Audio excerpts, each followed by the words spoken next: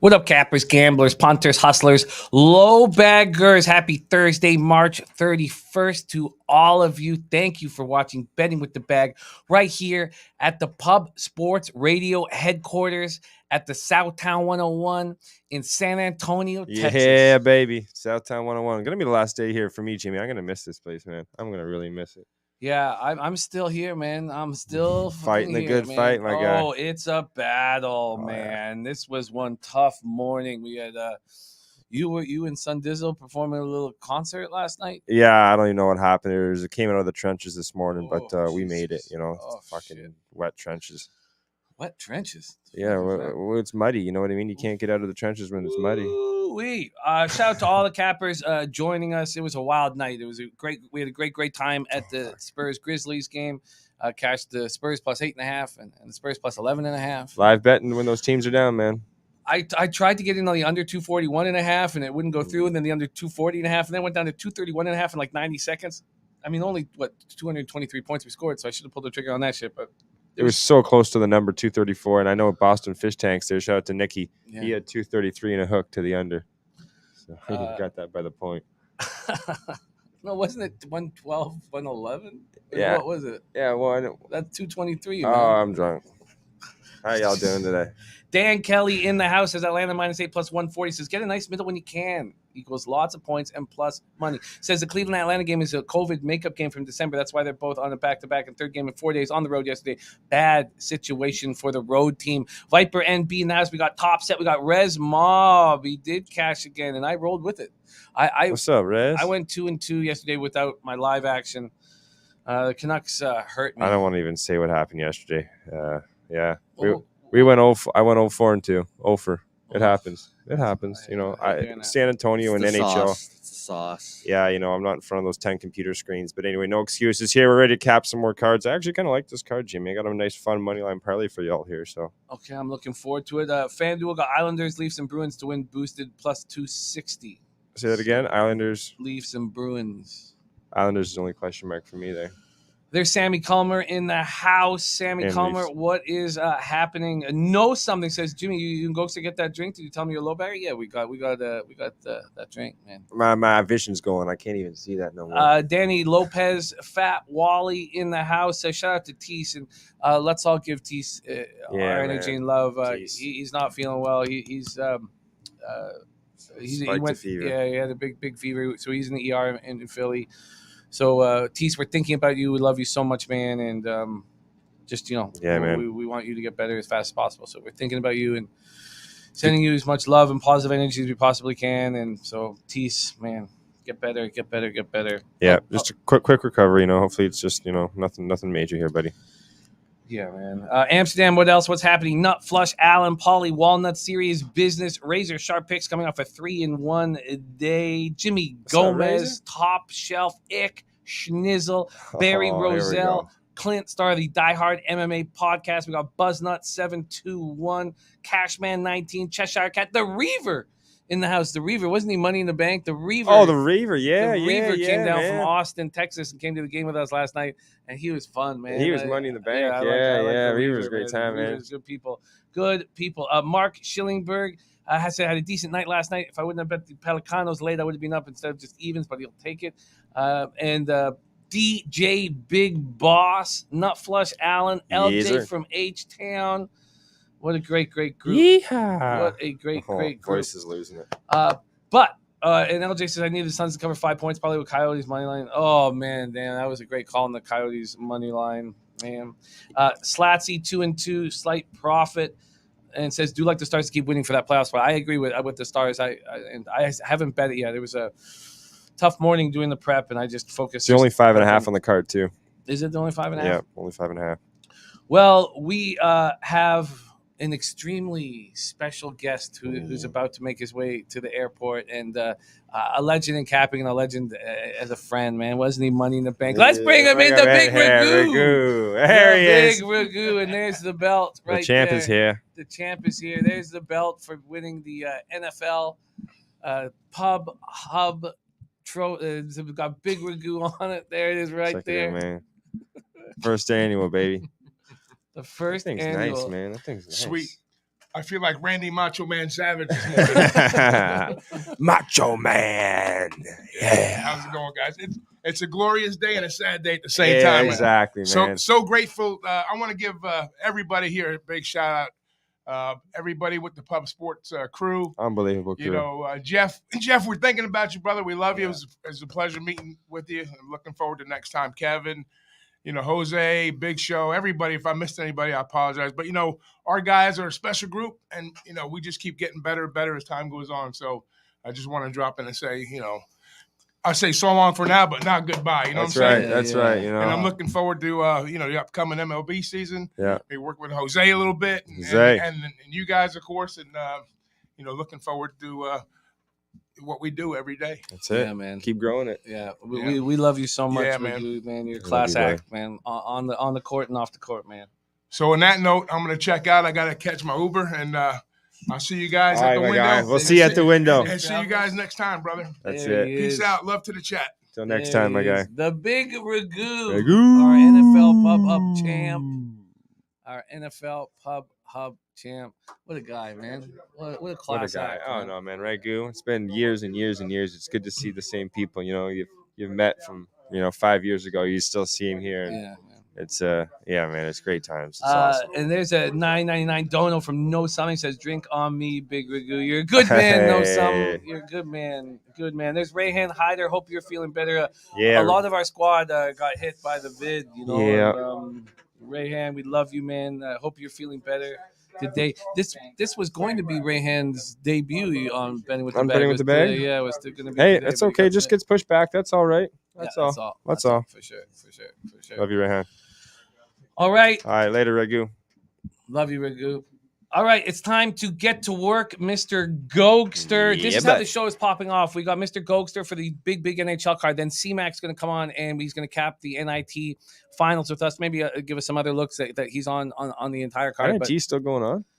Yeah, man. Holy shit. Yeah, Texas A&M and Xavier going at it. Yeah, man. Give me A&M. And then Dutch Boy Fresh continues his spectacular season here on the show. So that's how we're running things.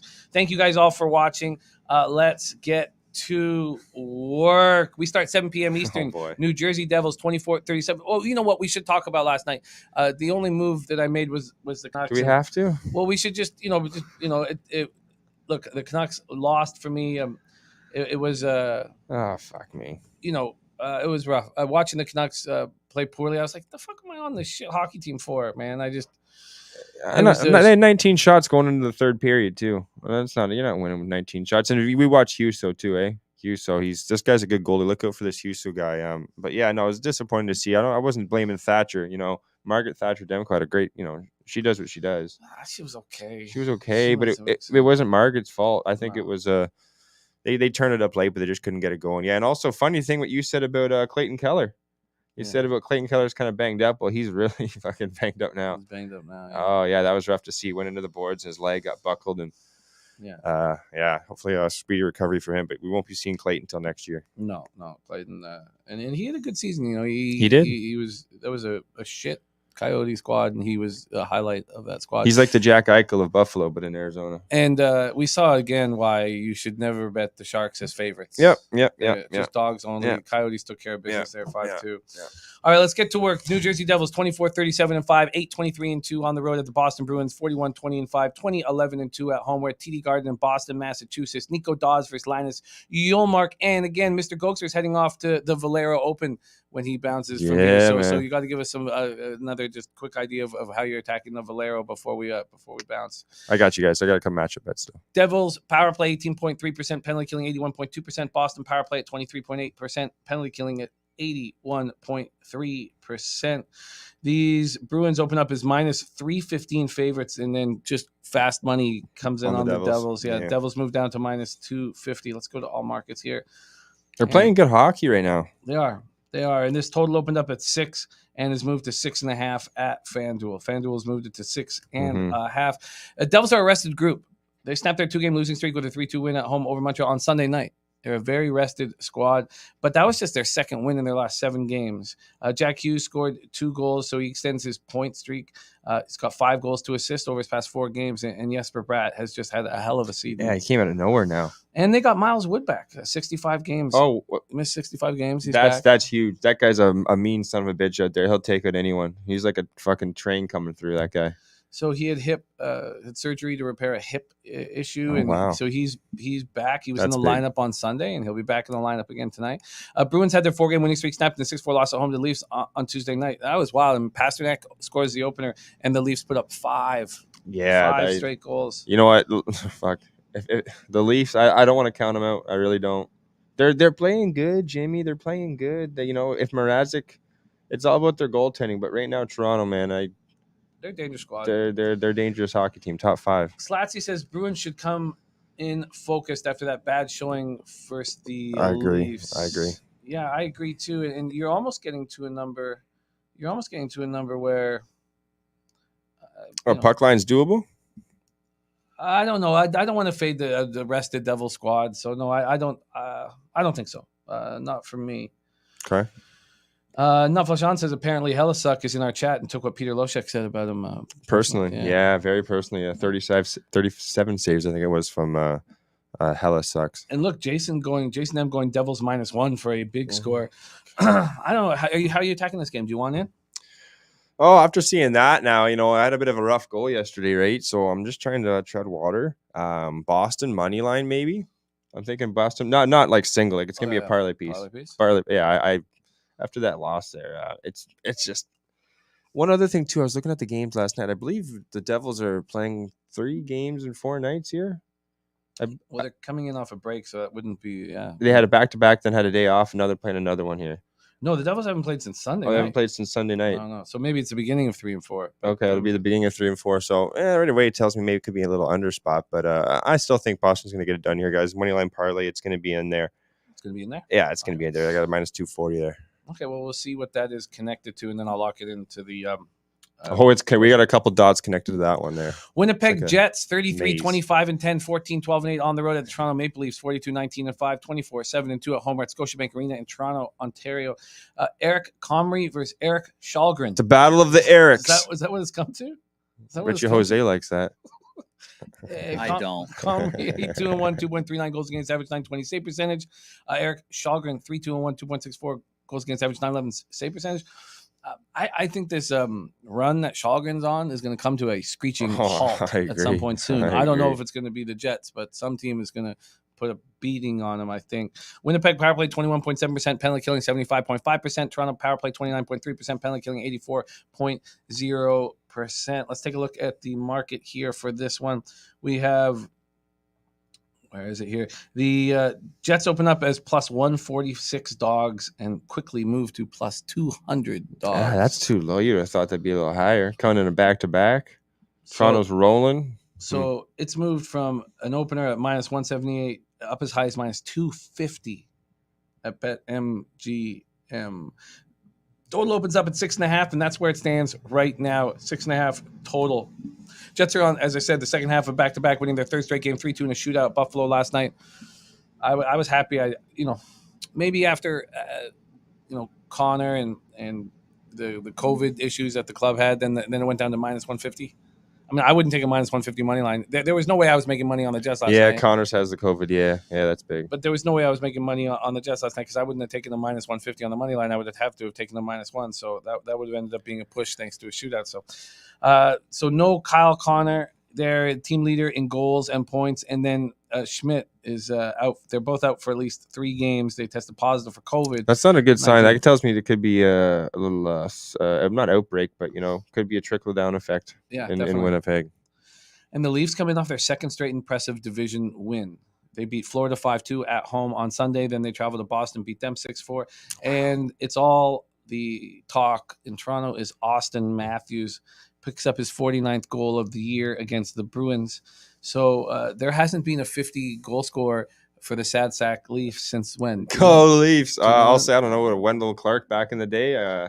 No, Matt Sundin, no, he didn't score. He never scored 50. He didn't score. So Matthew's looking to be the fourth Leaf in history to score 50. Can you name those other three? Well, I got them right in front of me. I kept the card all morning. I hung over. And last night, yes, Dave Andreychuk, 53 goals in 1993-94. Rick Vive had 3 50-goal seasons. He has a record at 54, and that record was set in 81-82. And Gary Lehman, 51 goals for Toronto in 89-90. So, yeah, look, I get this giant move towards the Leafs. The Reaver says Toronto in regulation. I probably should have moved on this -1 last night if I had my wits about me. I didn't. I guess I would have had at -180 or -190. That -1 is a possibility.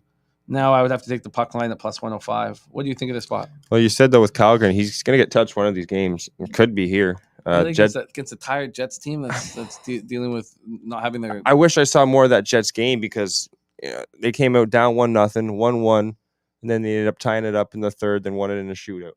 So my problem is the goaltending matchups here, Jimmy. Eric Comrie and Eric Chalgren. They're two AHL journeymen here, especially Comrie. He's been around the block. I lean to the over. I'm not gonna play it here, Jim. 6.5 to the over would have to be my luck. It's not something I love though on the card. I do think there's gonna be goals, maybe even a 7 to plus money, but you got to have 8 goals to win that. I don't want to say it's a letdown spot. It's a tough game. Also, maybe my wits aren't all together here. It's been a long couple days, but goals would be the first thing that comes to my mind here, guys. Goals and side is a bit of a coin flip for me, to be honest. And Jason M on another dog here. Jason M wanting the Jets on the reverse puck line -1.5 for a big score. That could be a sneaky play right there. Mike M saying Jets on a 6-game winning streak in games after an OT game. Rayhan Hyder, whom we love dearly. And, Rayhan, man. He says, low-key, so sad couldn't debut today, but praying for everyone's recovery. He says, my 1-year-old daughter showing symptoms, just a shitty turn of events. We're thinking about you, man. And I hope you get better, everybody in our squad has COVID right now, man. It's just... It sucks, man. It's real. It's real. Yeah. Yeah. But we love you, Rayhan, and we're thinking about you and your daughter and sending you guys love. The only thing I can tell you is that my family got it. My 1-year-old Carter got it, and they bounce back. It isn't a real tough strain, and so I believe that your daughter will beat this very easily. And get right through it. So we're thinking of you, and thank you for the dono, man. And you got a debut on our show ahead of you. All day. We love you. Rayhan's good people. Yeah, Rayhan Hyder. North Ender says Comrie and Net and O'Connor might hurt the over. They're still fucking deep, man. They're still deep. I'm not too worried about the Connors is there. On the power play, he's kind of like their Stamkos in the corner there. He's got the poison. Mm-hmm. But I still think the only thing is Toronto has played a lot. Toronto's looking good. That addition from Giordano, I don't know what it is, but Toronto's looking good. That's all I'm going to say right now. I've been a Leafs fan my whole life, and they're playing really good right now. So I don't want to look. This reminds me of a card that we faced last week when we first got here, where it's just like I'm not going to sit here with these big favorites. That's the last thing I want to do. There's Ron Crawford in the house, so morning, Ronnie. Maybe. Leaves team total over 3.5. I have to see what that number is. I wouldn't mind that, but I guarantee that's probably about -160, 78. It'll be up there, 160, because they're the favorite, and that total's juiced to high heaven with 6.5. Yeah, let's just take a quick look at what it is at here. Hey, speaking of that website, Bet365, somehow it's a sponsor here in Texas at San Antonio. It's all over the place in the bars, but I go to log in on my app, I can't even use the fucking thing. So. What are you guys doing here? Throwing us 365. You can't even use it? Like, really? Yeah, you're right. -155. Yeah, too juiced. Okay, let's move on. Next up, 7 p.m. Eastern, Chicago Blackhawks 24-33-10, 13-16-5 on the road at the Florida Panthers 45-15-6, 27-6-0 at home. We're at Florida Live Arena in Sunrise. We have Kevin Lankinen. What a bum. Oh, he snapped his stick like a fucking sieve. He is. Fucking bomb. Sergei Bobrovsky on the other side, 32-6-3, 2.61 goals against average, 9.14 save percentage, 2 shutouts. Chicago power play, 21.3%, penalty killing, 75.7%. What a weak ass squad. Florida, 23% power play, 79.8% penalty killing. And the Blackhawks coming off that heartbreaking 6-5 loss at home to Buffalo. Let's see what we are seeing on we have the Blackhawks opening up as plus 225 dogs. That's all the way up to plus 280. And here we have a total of 7. Yeah, it's up there. Kane, DeBrincat, DeBrincat has 38 goals, and Kane is doing okay with 79 points. Strome is fucking hit or miss. Okay with 19 goals, but it's Taves, man. 10 goals and 19 assists. I mean, damn, and he's looked a little bit better late. What about Kubalik? I thought Kubalik was a player. 30 goals 2 years ago.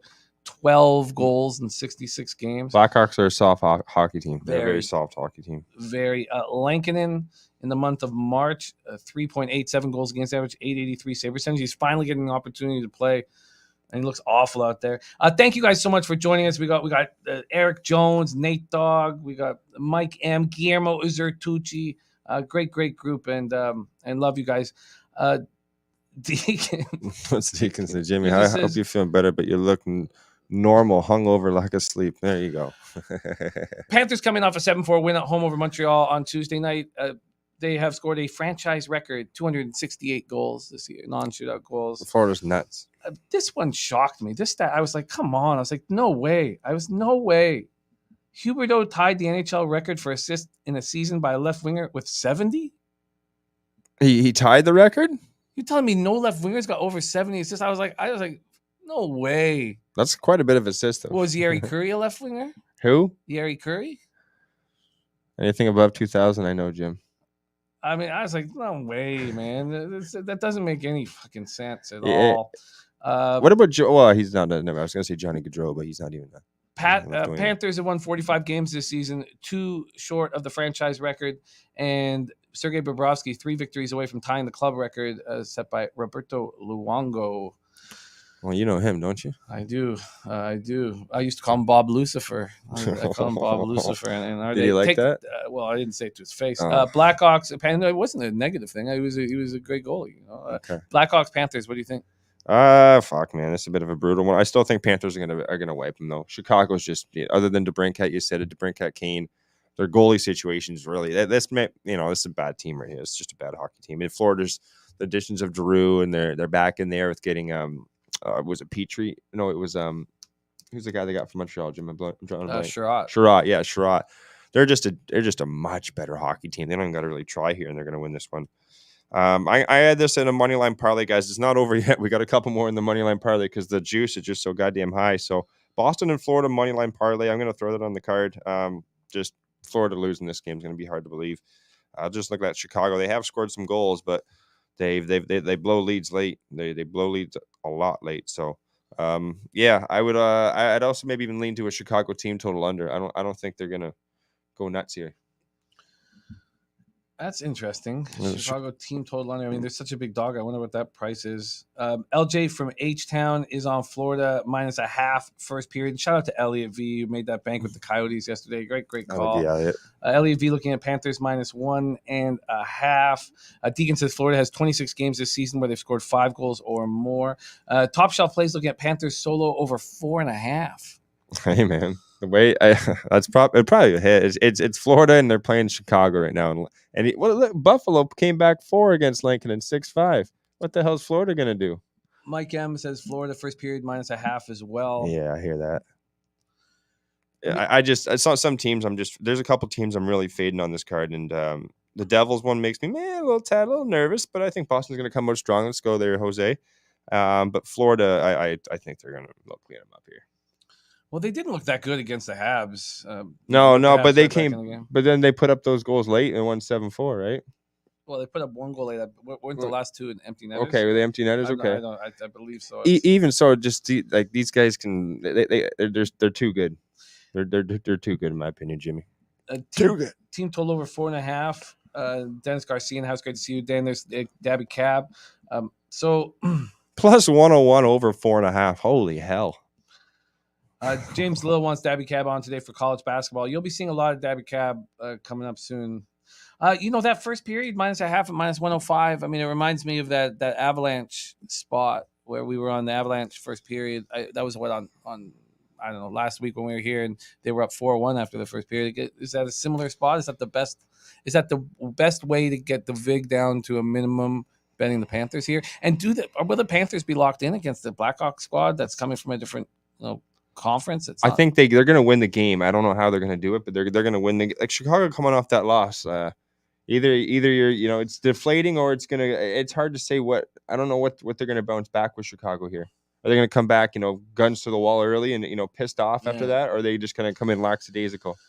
Well, I don't see a reason really why the Panthers would be completely locked in at puck drop, and I do see a reason why the Blackhawks would be. And I'm not saying you guys, LJ says Panthers scored at least one goal in the first period of the last 6 games, 10-3 in March, 13-3 straight up last 16 games at home. They score for fun. That's the problem. Like I could see Chicago scoring a goal in the first period, but then it happened with my LA Kings. Edmonton just came back, boom, boom. It was 2-1 at the end of the first. So I do think Florida gets her done here, Jim.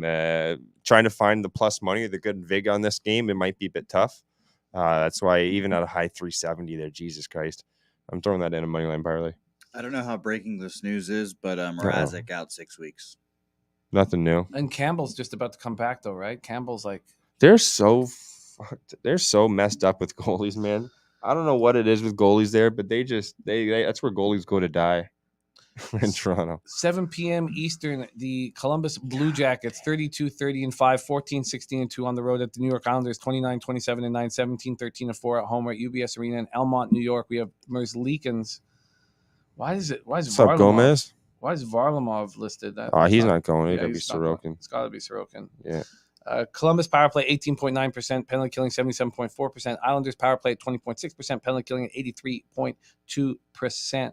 You have the Islanders opening up at -182. Now they're -200 or 210 or -215. This total opened up at 6, and FanDuel, Bet Rivers, Sugar House have all moved it to 6.5. For good reason. If Korpisalo's coming in. Korpisalo's done for the year. Oh, he is? Okay, he's okay. Done for the year. He got a hip injury. He's done for the year. So My dumbass didn't know that. It's Elvis Merzlikins. So these teams just met in Columbus on Tuesday in a 4-3 Islander win. It was the Blue Jackets' 4th straight loss. Islanders scored 4 goals in the span of 17-plus minutes. And I remember watching that game here at the bar, and it was like, it was 4-2. And I was like, of course, I knew I should have moved on the Islanders, but I would have had to take them on the -1 line. And, of course, Columbus scored late. Yeah. So that would have just been a push for me. So they're 9-6-1 this month. Move within 2 points of the Blue Jackets in the conference standings. I can't believe that's what we're talking about when we talk about the Islanders. Boone Jenner, lower back injury, 8 straight games he's missed. Zach Werenski also missed the overtime loss against the Wild, and Korpisalo out for the season. So does that mean? Do you think they're gonna go back to Merzlikins? Yeah. Yeah. Okay. So I guess they have Berube. They've called up Jean-Francois. Jean-Francois. Yeah. So look, I mean, I think the Islanders take care of business here, but you want them at -200? They put up 45 shots on Varlamov last game. That's the thing with the Blue Jackets. They're like Chicago, but a lot better. They have more offense, but they're just they can blow a lead at any point in time in the game. So I kind of lean to an over again, but this isn't a game I want anything to do with. Sorokin's the better of their 2 goalies. Oh, I hit my nose there. Sorokin's the better of the 2 goalies between Varlamov and Varlamov confirmed. Varlamov is confirmed. Is this a back-to-back or am I drunk? No, it's not, no, right? They just met on Tuesday, so they met 2 nights ago. And they're going back to Varlamov. I feel like teams may... Oh, yeah, Trump one says definitely going to be Varley. Isles will start Sorokin versus the Rangers tomorrow. Oh, okay. See, sorry, guys. I should have... Yeah, that makes sense. That's an important game. You're going to want to have your better goalie there. Look, I want nothing to do with this one. This one can go fucking down to the sewer rats. The sewer rats? Yeah, the sewer rats. I guess there's going to be goals in this game, but I don't want to total at -125. I'm just spinning in circles here with this one. I have nothing to do with this one. I would lean towards chat. You guys take this one over. Well, Elliot V says no need to bet on this one. That's Mike M on the Jackets +1.5 and an overtime look. Looking at the draw +360. Yeah. All right. Let's move on. 7 p.m. Eastern, Montreal Canadiens 18-38-11, 8-19-7 on the road to the Carolina Hurricanes 44-15-8, 24-5-4 at home. PNC Arena in Raleigh, North Carolina. You know what's happened that's been interesting here with everybody is my volume has gone down. Yes. Because we're talking everything out heavy and we're winning. We've been winning this week, not in NHL, but overall we've been winning and when you're alone, like for me, like when I'm just with my family and like it's the action's what I have to like, bring me all my excitement. Mm-hmm.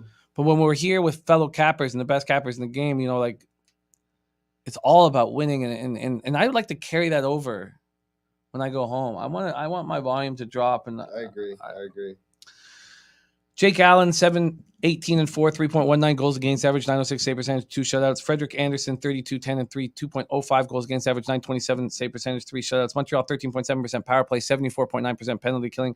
Carolina, 24.2% power play, 88.3% penalty killing. Nice special teams for the team that's not going to win the Stanley Cup for Mr. Gogster.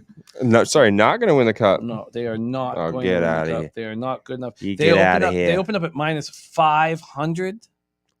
Mm-hmm. There's still like 430s out there. There's a few 400s. I ain't touching this game. This total opened up at 6, and FanDuel loving those 6.5s. Have a 6.5. There's Gerardo Hernandez in the house. And Onigan says Blue Jackets money line in that Jackets Islanders spot. Habs coming off that 7-4 loss to the Panthers on Tuesday. They've won just twice in their last 8 games, but they've lost 3 of those games after regulation. The Canes had their modest 2-game winning streak snapped in a 4-3 loss at Tampa on Tuesday. As we know, Kotkaniemi, we don't know how long he's going to be out. They're kind of keeping it close to the chest. Seth Jarvis, you got a lot of depth. Say what you want about Seth Jarvis. 2-point games in 3 of his last 6. Nice rookie there. Sebastian Aho reaches the 30-goal mark. He's good, man. He's really good. Carolina has outscored Montreal by combined 8-1 in 2 meetings this year. 8-1, eh? Wow. And you have no interest in No, you know what? I don't want this one. I wish I had more of my notes there. Jim couldn't find the pen late night. So we put it all on the phone, and that didn't work out too well. But anyway, on this game here, guys, Montreal could be a sneaky. The amount of games that Carolina's played, I think that's what it was. Carolina's played a lot of games recently, Jim, like tough games too. Mm-hmm. Now they're coming in here with Montreal, kind of nothing to play for. A sneaky Montreal first period. Montreal team total over 2.5. I don't know if they're going to win. I lean towards the over 2 here, but this isn't going to make my money line parlay card. I'm a little nervous with the situation schedule wise. I looked at with Carolina here. I'm not definitely. This number's way too high. It's Montreal or nothing. What did you guys do to Gogster last night? You guys got him rattled. He's a little rattled today, and I asked him to do one thing last night, and I don't think he did it. Yes, I did. What do you mean I didn't? I'll show you. Okay. I said I got one job before I left. I had to call myself out. Called myself out before I left. I said, "You got one job, you idiot. Make sure you put this away." And I swear to God, I did. 8 p.m. Eastern. It was locked in here, Jose. This is a beauty game here. We get one beauty game here on the card for sure. Pittsburgh Penguins, 40-18-10, 21-8-5 on the road at the Minnesota Wild, 41-20-4, 24-7-1 at home. We're at the XL Energy Center in St. Paul, Minnesota. Pittsburgh opens up at plus 112. They're at minus 105 at FanDuel now. You still can get a plus line, or at least no VIG in most of these books. This total opened up at 6. There are 6.5s on the board. Tristan Yari versus Cam Talbot. I'm surprised there's 6.5s on the board, really. It's too high. Yari, 33-14-6, 2.33 goals against average, 921 save percentage, 4 shutouts. Talbot, 27-12-1, 2.80 goals against average, 911 save percentage, 2 shutouts. Pittsburgh power play at 22.2, penalty killing at 85.8. Minnesota has nice enough power play, 20.5%, but just 76.2% penalty killing. In these out of conference games at this point in the year, you're like, do they care? Do they care? But you don't have to ask that about this game because Pittsburgh comes in off that deflating 3-2 loss at the Rangers on Tuesday night. They lose to the Rangers, who they're going to be playing in the playoffs in 2 of their last 3 games, and in between an 11-2 shit kicking of the Red Wings. Wild coming off their 7th straight win, 4-1 at home over the Flyers. They've outscored their opponents 23-10 during their winning streak, but it's not been that inspiring of a winning streak to me. Like, if you look at the teams they're beating and they're barely beating them in overtime, Nate Dogg says Pittsburgh money line over 6.5. I think Pittsburgh comes to play. I think Pittsburgh plays tight, and I like the Penguins to stop the streak, but I want a risk reward if I'm going to get in the way of a 7-game winning streak, and I don't feel like the risk reward is there. But I also think the under 6.5 is live. I don't like seeing Nate Dogg on the over, but I think this is a playoff type hockey game, even though it's two out-of-conference opponents. What do you think here? I'm totally in agreement with that. Actually, this is what I'm going to fire on here in a single bet. I'm taking the full game under here, Pittsburgh, Minnesota, under 6 plus 110 playoff game. Both these teams, they're hard-nosed teams here, guys. I don't have much to say too much about. This is kind of like the gut feel play here, guys. It's a gut feel. Pittsburgh, Minnesota, under 6.5, 2 is minus 120 in my book. So I just want to take that plus number here. I expect this to be kind of a playoff hockey game. Pittsburgh, like Jimmy said, locked down. I would lean towards Pittsburgh first period money line too. I really would. Coming out strong here in this game, Jim. But you know what? I'm still playing first period under and full game under, guys. I expect this to be a tight affair. I got plus 110 on the under 6, and then I got plus 129 on the first period under 1.5. So I'm just gonna pull the trigger, Jim, and run. I think this is gonna be a tight game. I find I do better on totals anyway, so.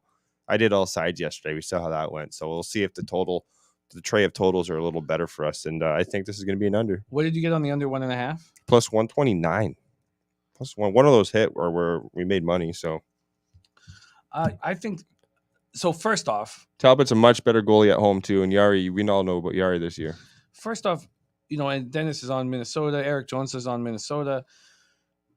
You need to have a risk and reward if you're going to get in the way of a 7-game win streak. Yeah, exactly. And this is not there. So that just tells you, they do think the Pittsburgh's, got for a team that's won 7 in a row, and then, Pittsburgh just lost that 3-2 game, and now they're going to set them almost at minus 105. They do think they're going to. I think it's going to be a tight game.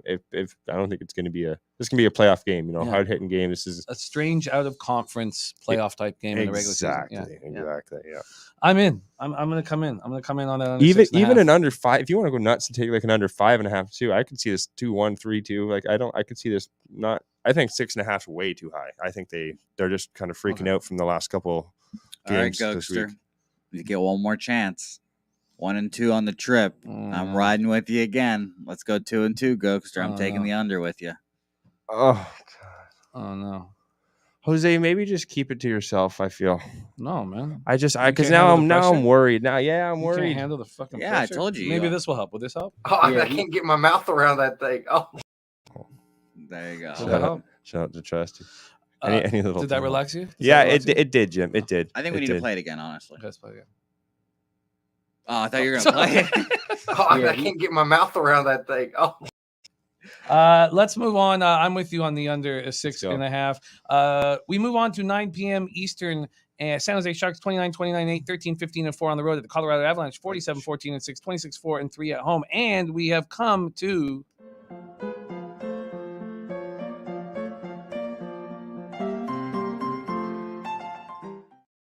the spreadsheet play of the day. Ball Arena in Denver, Colorado. Capo Kakkonen between the pipes for the Sharks, 2.92 goals against average, 910 save percentage. Let me just take this moment to say Doug Wilson is a shit GM, shouldn't have his fucking job, and he's screwed this franchise. And Kakkonen's now in goal for you. You let little Joe Pavelski go for fucking nothing. You have no fucking sense, Doug Wilson. You were a hell of a hockey player, but you have no fucking sense, and you don't deserve that job. Fucking write-off. You're a fucking write-off. Darcy, give it to him, Jim. Darcy Kemper, 31-9-3, 2.37 goals against average, 924 save percentage, 5 shutouts. San Jose power play, 19.2%, penalty killing, 84.9%. Colorado power play, 25.4%, penalty killing, 78.4%. San Jose on the second half of a back-to-back after losing 5-2 to Arizona last night, and it looks like Nate McKinnon is good to go. He was skating yesterday, and it looks like it's not going to, he's good to go. The Avs opened up minus 345. They moved to minus 365, 370. This total opens up at 6. It's moved to 6.5. And look, I just don't want these giant favorites, man. I just don't want them. I don't want them. I know. That's why I'm doing the little moneyline parlay pieces here. I think Colorado gets it done on a back-to-back for the San Jose Sharks, who they just got their ass kicked against Arizona. Only thing would be, what, Kakkonen ain't too bad. Kakkonen is, he wasn't too bad with Minnesota. So I still think San Jose is in trouble here, though, guys. Colorado's a much better team. It's similar to the what was it there, Jim? It was the Florida game. Similar to the Florida game, I just think Florida's a much better hockey team, and Colorado at home. Someone in the chat there just said too. I think it's been 8 straight. Colorado wins at home versus the Sharks, 8 straight wins. Yeah, I don't see nothing changing here in a back-to-back for San Jose. This is in the money line parlay, but it's not over, Jim. There's not 3, but there's 4. I have 4 money line parlays. So we have so far Colorado, Boston, and Florida. There's one more we're going to throw on. And they're coming off the Avalanche coming off that 2-1 win at Calgary without Nate McKinnon, without Landeskog. Kemper made 45 saves. Kemper's playing. Yeah, he's. You know what? He's looking a lot better. That guy Kemper. Yeah, we don't need to say horrible things about Burnaby Joe Sakic, because Burnaby Joe Sakic is a great judge of talent, and he believed in Kemper, and he didn't make a move. And yeah. All right. Well, that's part of. I'm not going to sit here with big favorites. I'm not going to do that. I'm not going to do it. But look, I understand, and I also, are the Sharks an angry group, or do the Sharks care? The Sharks are gutless. The 3-2 loss there against Arizona, they're gutless. They're gutless as hell. So I know they can get bent over a back of something. I can't even think right now. Wow, that sounds. I'm not too happy with the Sharks at all. Let's move to 9 p.m. Eastern. The Los Angeles Kings, 36-23-10, 18-9-6 on the road at the Calgary Flames, 40-18-8, 21-7-6 at home at Scotiabank, Saddledome in Calgary, Alberta. Cal Peterson listed 18-11-1, 2.74 goals against average, 900 save percentage, 3 shutouts, and we know he'll be in because we saw Johnny Quick last night. Yeah. I'm still buzzing off that Connor McDavid shootout goal that we watched. That's just like when he was playing Twister there, when Quick went back with the old Twister hand. Oh man, that's just what a hockey player he is. Markstrom 31-13-7, 2.16 goals against average, 925 save percentage, 9 shutouts. Man, King 16.8% power play, 75.7% penalty killing. Well, that's just not going to get it done. Now they're 6 points out. Like they're the Kings are sneaky. Yeah, they've somehow put themselves in a spot. I don't know how. Yeah, Calgary power play 23.8% penalty killing. It's 83.7%. Let's see the market. Great special teams from Calgary. Yeah, this is a good hockey team. This is another spot where we have 6s across the board, but FanDuel hanging in the 6 and the 7, 6.5. The Flames open up -250. They're now up to -290, -300. Kings on the second half of back-to-back after losing 4-3 at the Oilers last night in a shootout. 1 win in its past 4, but 2 of those losses have come after regulation. Just 4 wins in their last 11 games, but 4 in 3. And it's just the injuries. They're doing this without Matt Roy, Drew Doughty. So you have 2 defensemen there. No Dustin Brown. I think maybe they're better without Athanasiu. Whatever.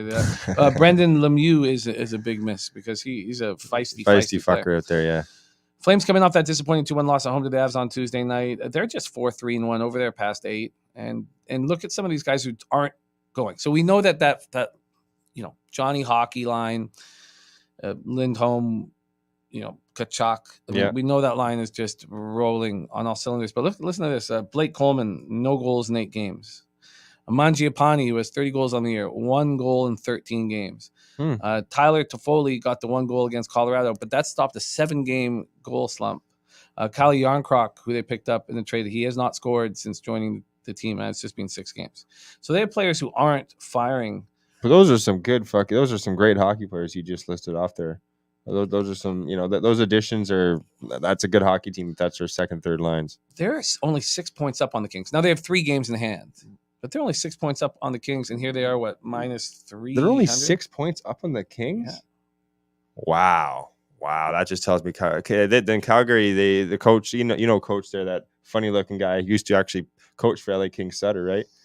So he's going up against his old team, too. So I think I like the Flames here, guys. This is the Moneyline edition, Jim. This is the Moneyline parlay, last one. I think someone in the chat, I'm going nuts here. We're going Colorado, Calgary, Boston, Florida. Wait, sorry. Colorado, Calgary, Boston, Florida, all home teams. Couple of them coming off back-to-backs there. Well, not those teams, but they're playing teams coming off back-to-backs. And that number, Jim's at +212.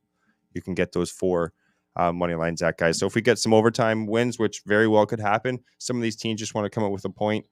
Even at Montreal, or not Montreal, but Chicago, whatever it may be, whatever team is playing, shittier team that's playing on the road, they, Jim, didn't come up with that OT win or OT loss, get that point, where teams like Florida, Colorado, it's going to be crunch time. Even Calgary, I don't see them losing to any of these shitty teams in overtime. So yeah, Billy Friedrich says that's at +217 currently. Nice, even better. So yeah, and Billy says no Carolina. That's the one that makes me nervous with Montreal here, and it's just the situation, the spot for Carolina. They played 2 day off, another game. I want to say day off, and then another game. Anyway, the situation in the teams they've played, they've been really tough hockey teams too. I don't want to say Carolina's going to kind of sleepwalk through this one, but I think Montreal is going to put up a good fight. So Slatsy says Goji with the 14 parlay. What could go wrong? what can go wrong, right? There's like this whole fucking betting trip on the hockey shows here. It's just been fucking nuts. But no, we're here. We're ready to go. We're going to the Valero here soon, Jimmy. So I can't wait for that. I'm fucking ready to go. Yeah, big day for Gogster. Wow, I'm 224. I'm a little surprised that more opportunities for me to get action in. They're not arising at this point, but maybe they start here. Dallas Stars at Anaheim Ducks. Stars 37-25-3, 16-16-2 on the road at the Anaheim Ducks, 27-30-11, 16-15-4. If I took the Flames to win on the puck line, maybe that would be the one puck line that I might take. I had that written down, and it's only 114. I found 114 on that, which isn't too bad. I lean towards Colorado, Calgary puck line. I think those two teams really get it done, but we're going to safe, as Peter Loshak would say, with the money line parlays. Johnny K says Hintz is a G. Rupee and Robertson changed the dynamic of this hockey team. 37-25-3 now, 16-16-2 on the road. Jake Ottinger, 23-11-1, 2.49 goals against average, 916 save percentage. I think get Wedgewall in there. I'm not high on Ottinger at all. I'd like to see what Wedgwood can do. I'm a huge fan of Ottinger, man. I think he's a stud. John Gibson on the other side. What a fall from grace for this goaltender. 17-22-9, 3.09 goals against average, 904 save percentage, one shot. I thought he was elite goaltender. Yeah, certainly not this year. He's having a hard time there. Thanks there, Nate Dogg, for saying that long drive. Yeah, that was fun. But no, this one here, Gibson. Other than Gibson, you got Gibson, Stolars. The problem with Anaheim, Jim, they got Zegras and Terry, and then Sonny Milano's been out, but they don't have much. They don't have depth right now. Like the trades on defense have hurt them badly. Yes. Now they have no. You take Lindholm and Manson off that defense. What are you going to do? Yeah. And Deloria, but they're not. Like we saw that game last night. We were watching it outside. It was 2-1.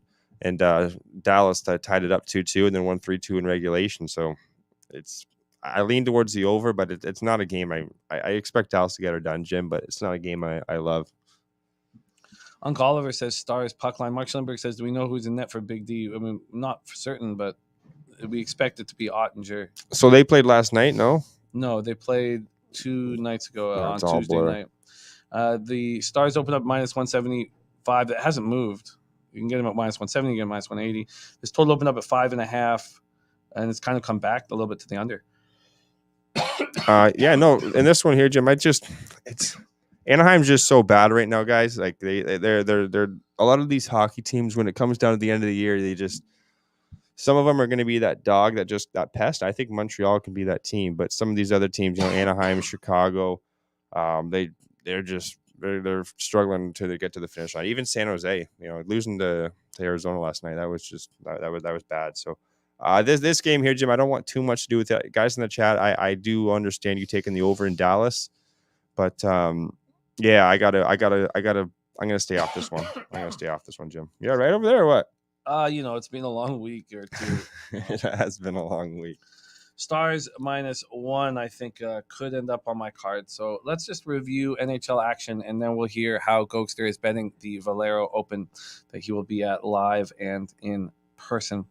So let's go here. We have Devils, Boston, and that's part of your parlay. We'll go over that. Jets, Leafs. Nothing. I lean towards the over there. Fuck, that's good. I think it's going to be a goal fest. 5-4, 4-3 could be an overtime game. I don't want nothing to do with that one. Res Mob, respect my guy. LJ from H-Town's on Florida -0.5 first period. Yeah. And then we had a couple other guys in the chat. I think it was Mike M. I don't mean to put that on you, Mike, but I think it was you or the other one, and you're using that as part of your parlay. Look, I think the Islanders. I mean, do I really want to? So we have two games where teams are playing against each other again, and now one they switch cities. Yeah, I hate this shit. There's a lot of awkward spots here. Some guys in the chat were talking about. I'm thinking about Columbus, Jim. It's coming back to me. If Merzlikins is going to start here, and they're coming off that loss 4-3, a bit of a revenge factor. 45 shots on net, and then Varlamov's going here too. If you guys are on Columbus yet, I would lean towards. I might even add that. I want to add that first period Columbus maybe. Yeah, first period Columbus is where I'd lean in that one there, guys, against the Islanders. What are you doing? Oh, yeah, the thing about Deacon? Deacon and Uncle Oliver, man. That's what I'm saying. Deacon, just I caught a fur burger caught in my throat.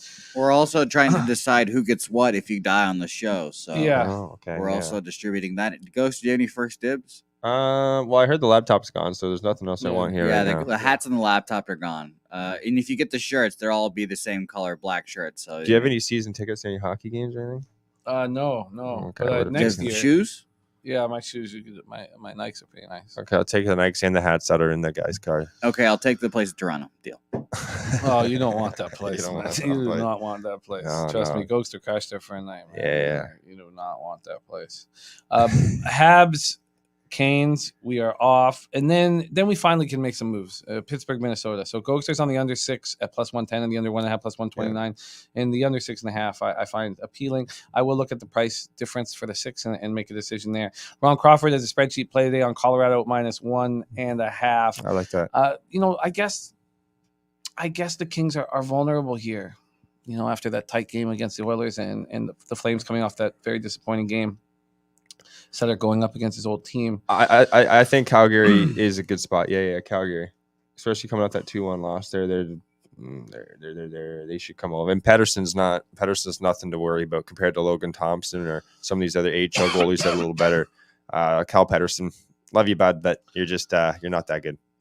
Then Stars -1. Stars -1. I do have interest in, but I'm going to take some more time on the Stars -1 and the Islanders. Do I really want teams that? I wouldn't want the Island. I don't want the Islanders. Not with Varlamov going again, and the way they look. By just looking at the shots, I didn't get to catch the whole game. It looked like Columbus outplayed them. They couldn't win. Well, I'm gonna go get a glass of water. I'm gonna do.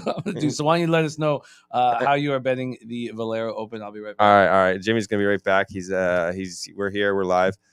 So guys, we're going to the Valero Open here. Not too long from now. They're already started. They're underway. I believe 4 unders leading right now. We have a 6. Man's Jonathan, by the way, is 1 over. Who's that? Jonathan. Oh, Vijagas. Yeah. Yeah. Okay. We got a 6-pack, guys. I'll go over it really quickly for you. I got Captain Kirk. That's Chris Kirk, 28-1. Siwoo Kim. I believe he's even par right now. He was 33. Kevin Streelman, who's still to go out, so you can still bet Kevin Streelman. Keegan Bradley as well. He was 40-1. Streelman 50-1. You want the update? Sure. If you want to throw a little update, that'd be great. And then we had Brandon Steele, and we also had KH Lead to finish off the 6-pack. We've got the Australian Matt Jones in first at 5 under. Okay. We got Luke List. Everyone loves a little. What's on the list? alliteration. Luke's on the list. Oh, Jesus. -4. Matt Kuchar -4. Russell Knox, whoever that is, -3. Knocks it on heaven door. So I would say the most notable person in the top is Ricky Fowler, -2, tied for 7th. Wow. Okay. Rick's doing well. Well, I might have to go out there and heckle his ass and see how well he does after that. I'll tell him, he looks like... he's a small man. Yeah. Oklahoma State guy. I thought for sure he'd be at least 6 foot, but he's no. shorter than Dutch and I. So Yeah, he's just a little guy. I'll tell him he looks like a fucking stale orange or something. And Paulie, no MLB picks today, but MLB future videos will be recording today. So Yes. it'll be a good time. By the way, Gogster going to the Valero Open. Is this your first golf tournament you're going to? This will be my first golf tournament out of Canada. We've been to the Canadian Open several times, but I'm really looking forward to seeing some nice Bermuda grass. Just a real golf course down here. Nice TPC San Antonio. So, yeah, guys, I also have some matchup bets. Check me out on Twitter. It's not coming to my brain right now. It's just it's been a long weekend, but. If you check me out on Twitter, Ego47_. I got all my golf picks there. I gave up my matchup bets, my first round leaders, my outrights. And we've been pretty damn hot. I think I've hit 4 first rounds and 4 outrights since the beginning of the year. So don't want to toot my own horn, but I might just toot my own horn. Toot it. Yeah, exactly. So we'll toot our own horn here. Hopefully we can keep it going here. Some golfers going forward. We got the Masters, Jim. Masters are going to be coming up next week. So that's the big one, guys. We'll have more bets than you can fucking shake a stick at. So, any interesting plans for the Masters, Cokes, or anything you can reveal yet? Yeah, actually, well, I got some big names here. Maybe a former PGA caddy there, LPGA caddy there, Dubsy Anderson. He's going to try and jump back on there. He knows this guy's a gem. You want to talk about he's an Australian guy too? He's a good lad. Sure, banging women on the LPGA. Oh, of course. Sounds good. And also we're going to try and get the Raging Redhead there. That is Cam Stewart to come on. So look forward to that, guys, next week. Also, our normal guys there, C-Mac and even Billy Briz. Billy Briz is looking to jump back on it with his DFS stuff. So we'll have a full crew of golf cappers for you guys next week in the Masters. Oh, man. Are you better? No.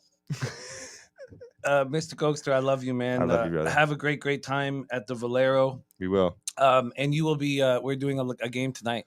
Yes, we're doing a live cast, final night here in San Antonio. So we're going out with a bang. We're going to be here having some drinks and betting some. Are we a little hockey game maybe or what?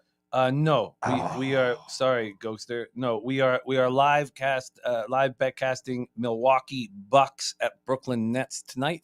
Go Brooklyn!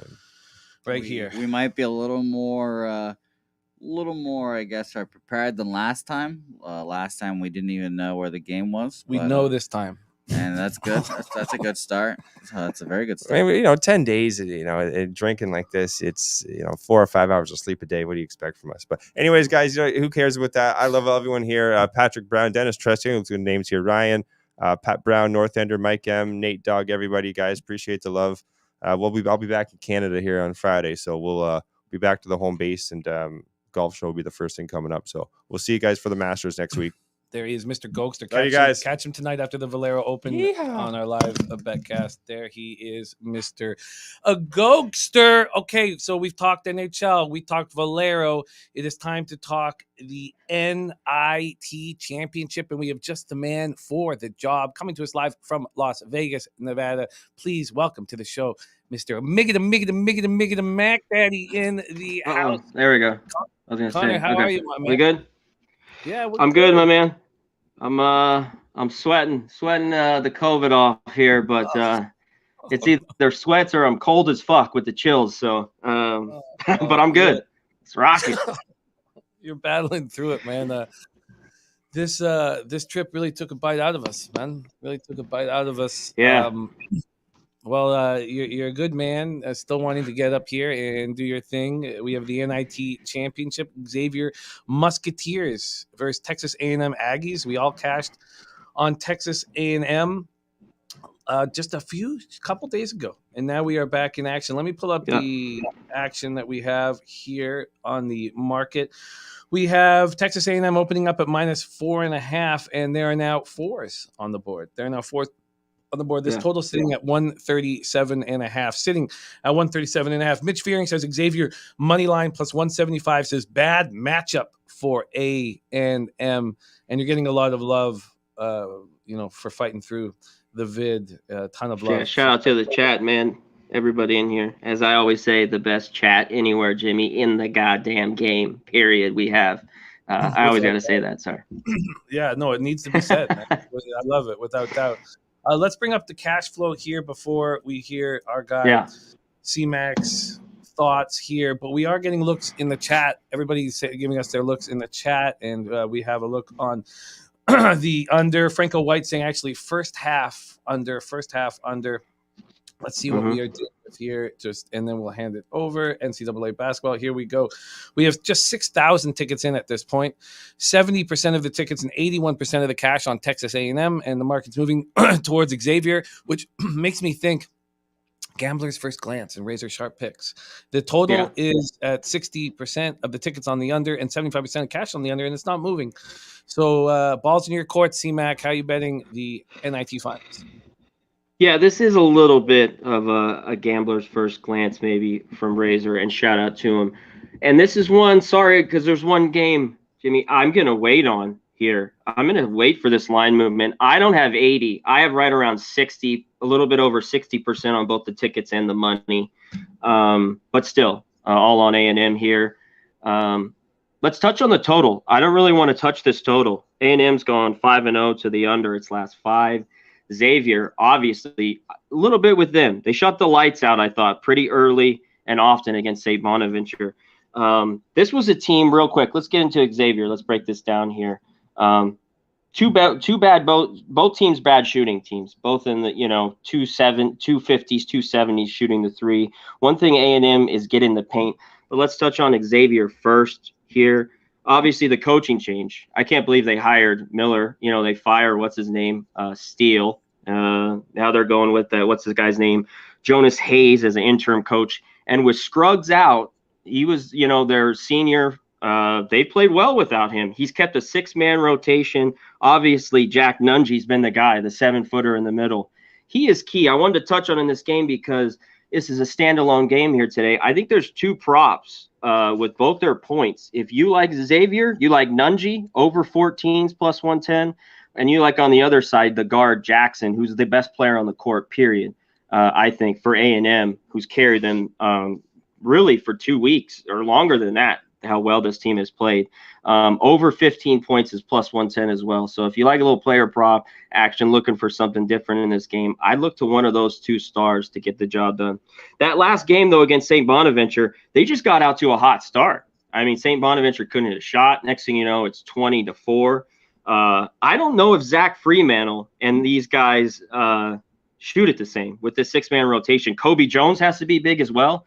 All these guys had like 16, 18-point games, well above their average. But one thing Xavier had was, other than with Scruggs out, he was their second leading scorer. All guys, they had double-digit scores, their top 5 guys. So, you know, they were a little deeper, but with Scruggs out, they seem to don't mind him with being out. So this team started out so hot, should be in the NCAA tournament, doesn't make it. They go 2 for 2 and whatever, 10, and then they get to the NIT and have found a little, you know, hot streak. They were down at Vandy by like 9 points with like 6 minutes to go, came back, won that, and took care of business. And obviously you saw the game against St. Bonaventure in that one. And another thing real quick on the total, as I was looking at, A&M's been great to the under. Xavier's been big on the over. I think they're 9-2 in their last 11. This is why I like A&M. It's just for me here with the points at 4.5. I think they're the better team. I think they have the better defense. You know what was big here, Jimmy, in their last game just against Washington State? They were 13th in the country in turnover margin. I think their defense was like 69, scoring defense, something like that. But they only had 8 turnovers. They forced 17 turnovers. That happens tonight. And think of this. While Xavier shot the ball well, A&M shot the ball very poorly. They made 2 threes, and they won 72-56. So not a great shooting team, but they just pounded it in the paint. And I think the Xavier's defense is soft. So in the end, I think A&M's the better team. I mean, if you've been rolling with A&M, I think you stick with it. I think you bite the bullet. I know this is not easy, the money, but this is kind of a standalone game here. It's a little different than normal. But I think Jackson, Coleman, the rest of these guys get the job done. Like I said, and with the total, where I mentioned it, I like the under, but Xavier's defense is soft, so I think this game could get over. And I talked about it all year. A&M and Buzz Williams, a defensive-minded coach, played to the over a lot more, especially in SEC play. Obviously, that defense is starting to play a lot better, and they just have the better guards, I think. So I lean heavy to A&M. I mean, I've gone through this time and time again because they have the better defense in the end. Xavier's ranked 176. Just average defensively. Both these teams shoot 70% from the foul line, both about 240 in the country. I think it's whoever comes up big and hit shots, and I think A&M will be able to do whatever they want inside, and in the end they win. It's just I think the line is the bookmakers got it right here, right around 4.5. Interesting. So you haven't pulled the trigger on anything at this point yet? No. I might move on these player props. I'm not going to, just because it's a standalone game, you know me too well. I'm not just going to make a bet to make a bet for sure on a game. And especially this early in the morning. I hate doing that. I'd rather wait and watch this money a little bit more on this game. But I think A&M's the better team. I want the better defense. They've been nothing but cash for me and rolling. And I stayed off the game, by the way, the other day. You guys are all on it. I stayed off. All you guys cash. But I had been on A&M before that for this nice run that they've had, their last 10 games, 9-1 ATS. I think they get the job done here. They're just a better defense. Like I talked about, the turnover margin is excellent. And I just think Xavier shot, I think they've played above their ability a little bit, over their head here early. And I think A&M's just the better team and gets it done. It's just you want to lay this 4.5. Well, we have about 9 minutes before Dutch Boy Fresh joins us for NBA, and we're not going to get a chance to talk to you about the Final Four here, and it pops off on Saturday. So I'd like just to hear some of your thoughts. We have Villanova, Kansas. Kansas opening up at -4. There are now 4.5s on the board. And this total opening up at 131. We now see 132.5s, 133s. Caesars just moved to 134. Very, very interesting. What are your thoughts right now on Villanova, Kansas? The biggest key for me is the Moore injury. I mean, I just don't know. Villanova was not that deep anyways. And, I mean, other than Gillespie, he's the biggest key guy, I think, for Nova. And him being out with that Achilles, I don't love. I know it's next man up, and I think Nova could keep the game close. But I don't know. The more I think about his injury and his impact, I've watched tons of Nova games, and he's, other than Gillespie, he's the guy and their second leading scorer, and that hurts them. And they're not a big team anyways, and then you lose another guard for them. This could just be the perfect spot for Kansas, a team that I faded a lot during the year, especially on the road and on neutral courts. That defense is really ratcheted up for Kansas. I was shocked. That second half in that Miami game was pretty phenomenal. Similar to Duke. That's why they're in this position. These teams have really played better defense because I didn't see it during the year at all in certain spots. So that's tough. With Moore out, I'm battling a little more here with Nova. I've basically been on Nova since the beginning. I told you I had them in the finals. I took them in the, all the way. So it's tough to go against it, but the Achilles with Moore just, I think, really, really hurts them because they're a jump shooting team and he's a big part of that, and with him out, I don't know. Kansas might just be too athletic, but I think one thing Nova wants to do is slow this down and muck it up. They're not going to go run and gun with Kansas. I think you'll see Gillespie slowly bring up the ball, slow possessions.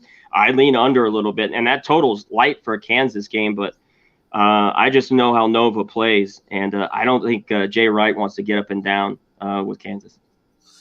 Big shout out to Millsy in the house. His little locker Shout room. out to Mills. Birthday, ace son. He's 2 years old today. Big shout out to you and the fam. Millsy, that's exciting, man. Says he wants 2 picks, one from me and one from any other capper. I would be interested to hear what else CMAC is wanting and thinking about attacking on today's board. But I will take a look at my sheet and get, okay. For me, I like the under 6.5 in Pittsburgh, Minnesota. I like the under 6.5 in Pittsburgh, Minnesota. I think that's my favorite look at this point. But let's break down the NBA card first, Millsy, because I'm running nice. I'm running really nice in NBA right now. Well, 2 in 1 day yesterday, but running nice in NBA. So let's talk about the other spot, the dream matchup, CMAC, North Carolina, Duke. Yeah. Opening up at -4.5, that's dropped to 4, and this total is creeping up from 150 up to 151.5. And then just let's take a quick look at the cash for both of these spots. Actually, we have 24,000 tickets already in Villanova, Kansas. You have 47% of the tickets on Kansas, 74% of the cash. And then you have 56% of the tickets on North Carolina and 75% of the cash. What are you thinking here in the dream matchup, North Carolina, Duke? Yeah, I thought this line was going to come out too, I think the line thinks that Duke has big revenge here and that Coach K's got a little bit of magic, they're thinking, because I think North Carolina is just as good as you saw these teams battle throughout the year. But even the craziest thing is I think this game's a good game. We've seen some blowouts with these teams. Obviously, Carolina, the last time they went into Cameron Indoor and blew out Duke. So Duke will be thinking about that. I just loved how Carolina's played, but I talked about it so much. I've seen them have when they just can't shoot it, when Manic's off or Love, but they've been so good, so far in this tournament. It's hard to go against them. Now with Moore and Villanova, I think it's just all the money's on Carolina. It's not that I'm anti-Duke. I just don't love the lay in the 4 with them, with these two teams, when I think it's more of a pick 'em, when I thought the line would be 2. I think they think Duke is going to go. I don't. I think they match up pretty well. I think they're going to get up and down. I think this game gets into the 70s. It could get over. I know the total's probably about right at 150, I thought, right around there.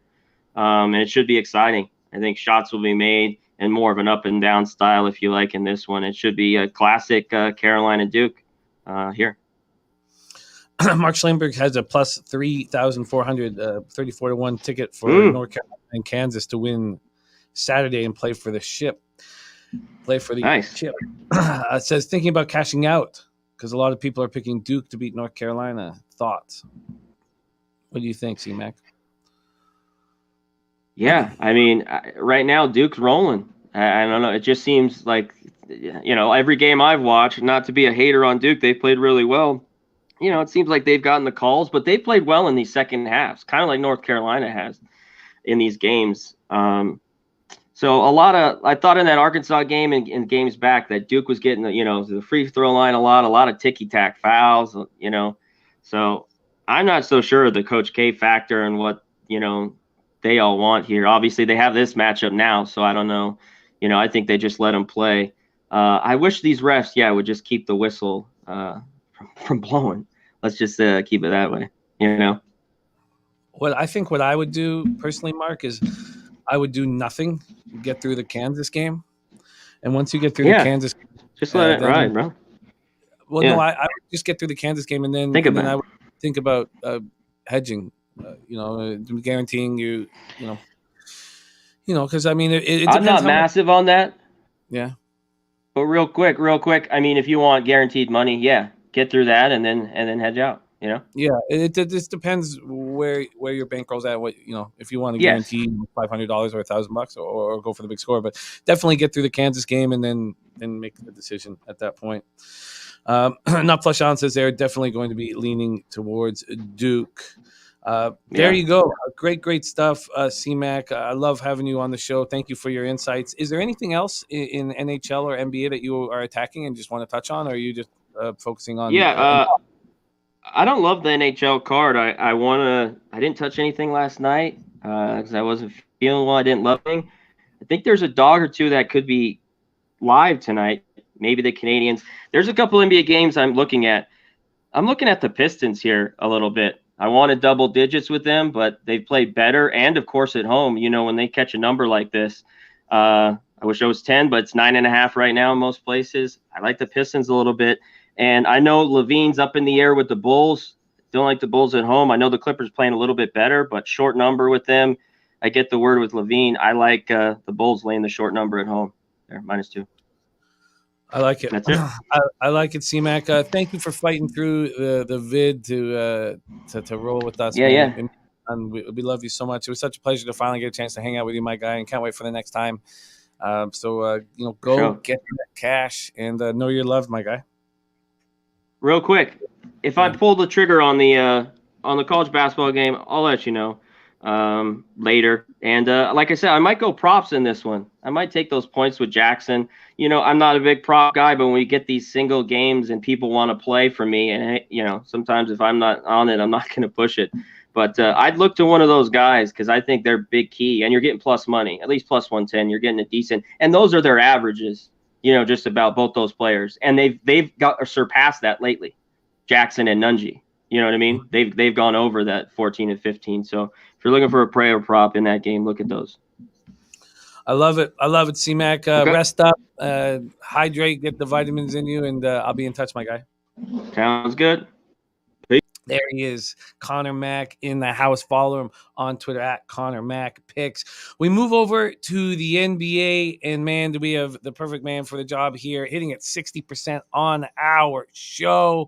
The freshest capper in the business. We all had the pleasure of hanging with him here in San Antonio, and it was magic. Please welcome to the show, Dutch Boy Fresh.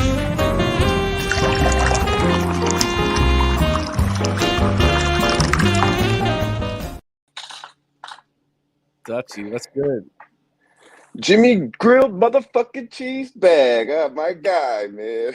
Hey, yo, good to see you, my guy. Salute to you. All the real ones holding it down in the chat. You already know it's all love, man. How you holding up health wise?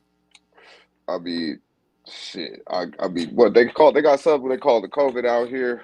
I could be sick. I just feel like I'm under the weather a little bit, a little sore throat. I smoked a lot of weed, a lot of bullshit weed, drank a lot of shit. So, it's to be expected. If I told everybody in that motherfucker the day I left, everybody gonna have COVID when we leave this motherfucker, if that's what you want to call it. But I feel all right, Jim. I'm a little congested. It was a wild few days, man. Let's get right to work. I'm coming off a 2-in-1 day in the NBA. I had the Nuggets first half -5.5 with everybody. I lost on the Celtics first half -2.5, and I cashed Miami Boston first half under 109. Then I live bet the Spurs +8.5 and +11.5. So I cashed both those and feel like we're seeing things pretty clearly right now in NBA, and can't wait to break down this card with you. So let's get started. We start at 7 p.m. Eastern. The Philadelphia 76ers, 46-29, 25-12 on the road at the Detroit Pistons, 20-56, 12-26 at home. We're at Little Caesars Arena in Detroit, Michigan. Philly 3-2 over the past 5, 15th in pace at 98.7 possessions game, while Detroit's 1-4, first in pace. This is the first time over a 5-game set that they've been the fastest paced team in the association with 101 possessions a game. Sixers opened up as 9.5-point favorites on the road. That's moved to 10 at FanDuel. Let's get all markets up here. And the total opened up at 223 and is now at 223.5. When we go over to the cash flow, we have 14,765 tickets in, and they have Sports Insights says that the most value on this card at these lines is the Detroit Pistons, second to the Cleveland Cavaliers. They're the only two teams that they give value to right now. 65% of the tickets, 90% of the cash on the Pistons. Wild. Then on the total, you have 54% of tickets on the under, 79% of cash on the under. Sixers coming off their second straight loss, 118-116 at home to the Bucks on Tuesday night. Harden went for 32. That's the most points he's had since he was acquired. 9 assists, also 5 boards. Detroit comes off their third straight loss, 130-123 at Brooklyn. On Tuesday night, they've gone 2-9 over their past 11. And Cade Cunningham, after hurting himself in the first half, turned it on in the second half, 29 points in the second half. He had 5 in the first half, and Dwayne Casey, raving about the kid. Take it away here, Dutch. Sixers, Pistons. Yeah, man. Big shout out to everybody in the chat, lot motherfuckers. I see you, Nate, Nasty Nate, Jimmy Gomez, hey, Big G. Yeah, hey, it was great seeing Fat Wally too, wasn't it? My bad, Jimmy. Fucking great seeing that dude. Good, you're healthy, man. Good spirits. I appreciate your kind words, my guy. And yeah, they can't keep a good motherfucker down. Come on now, man. Ain't no little bullshit ass Omicron. Hey, where the fuck Piker? Hey, that motherfucker showed up, huh? Didn't he? He definitely showed up. That motherfucker. Hey, But yeah, this game. I believe there is value with the Detroit Pistons, Jim. I mean, a lot of sharps like it. Shout out to our guy C-Mac, Miggity Mac, dropping a little bit of knowledge on a little bit of everything, liking the Pistons as well. I could only lean that way. Somehow, some way, I like a little bit today on this card. So I don't know if I'll have the Pistons on it, Jim. So I don't think I'm going to make it official. But damn, bro, these motherfuckers is 15-2-2 against the spread the last 19. So I don't know why I should. I might be just, leaving money on the table. They are 2-9 straight up last 11, so they don't win basketball games, but they cover the motherfucking spread. 11-1 ATS last 12 versus the Eastern Conference in conference. So, I mean, does Philly give a fuck about this game? Does James Harden is he going to show up? I mean, who knows? Really, you would think they would off of that loss after they gave up that loss. They played a pretty solid, I'd say, 3 quarters against the Bucks, and in that fourth quarter, they just they started pressing. And they did what Milwaukee usually does and freezed up a little bit, gave it away at home. So you would expect to get a good game from the Sixers. But, I mean, they're 1-3 ATS, 1-3-1 ATS last 5 on the road. Not very trustworthy. I mean, you know me, I don't really fuck with these Pistons. With these Sixers. I don't trust them. So, yeah, man, in a long little sequelicky, I would have to say I don't want to bet this game. But I do think the Pistons will be the side, Jim. Pistons, yeah. What do you think? You like the Pistons? Is there hesitation because the Sixers team has lost 2 straight? Yeah, because I know you don't want to know my hesitation, Jim. Is because the Pistons are fucking better, or are not as good as the Sixers. You got the Sixers coming off 2 losses, and the Pistons don't even win basketball games. They just find a way to cover. So now I'm like, damn, you're giving me 10. I just don't want to do it. So. If I had to bet the game, it would be the Pistons, but I don't want to be holding my breath when the Sixers decide they want to play basketball. Because that's what happened. KD decided he wanted to play some basketball, and that 12-point deficit disappeared, and So last night, right? Or on Tuesday. Right. Tuesday, yeah. No, I get it. And is there also a feeling like is part of it just when we know the covering spree that they've on that we were just late to the party, early to the funeral? Is that another side? Yeah, I mean, I've been on it a lot. I was a little late, but Bobano has been on these motherfucking Pistons. I bet you he's been on these motherfuckers 16 out of these 19 covers. So he talked me into it about halfway. I was back with him for about the first 8. I've got on him a good amount of times, 4 to 6 times, but it's a sweat though, Jim.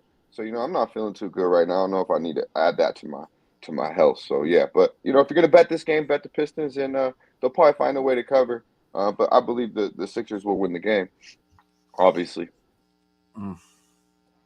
I like a couple other games on this board, Jim, so I'm not going to force a play here. I feel you. Eric Jones on the under 223. Razor Sharp Picks is on the under. He says looking like tonight's big $300 a play. Shout out to Razor. Yeah, and big guy, Thur had the Spurs last night and looking for 3 in a row. With the Warriors +5 too. Yeah, good shit. Fucking Mikal Bridges bricked out. I had a 4.5 last night. He missed that free throw. That's how I'm running though right now. Well, let's move on to the next spot on the board, and this is our big betcast game tonight, 7:30 p.m. Eastern. Milwaukee Bucks 47-28, 21-16 on the road at the Brooklyn Nets 40-36, 17-28 home at Barclays Center in Brooklyn, New York.